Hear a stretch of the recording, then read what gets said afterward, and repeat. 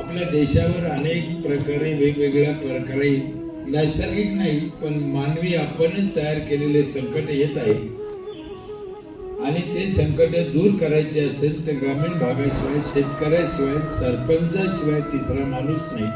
म्हणून माझी विनंती आहे सरपंचाला की नुसतं गावासाठी नाही तरी देशासाठी तुम्हाला हे काम करायचं आहे. मनापासून करा.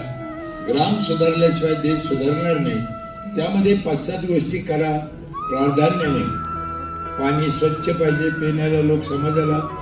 झाडं भरपूर लावले पाहिजे, फळाचे लावले पाहिजे. गावात स्वच्छता पाहिजे. भेसळयुक्त खाल्लं नाही पाहिजे. गावातलं तयार झालेलं अन्न जास्तीत जास्त खाल्लं पाहिजे. मुलांच्या शिक्षणाकडे संस्काराकडे लक्ष दिलं पाहिजे. गावातल्या वडीलधाऱ्या म्हाताऱ्या लोकांना जीव लावला पाहिजे. ही सगळे कामं आम्ही आमच्या इथे करतोय आणि त्याच्यातूनच खरं गाव विकास आणि माणूस समृद्ध होईल.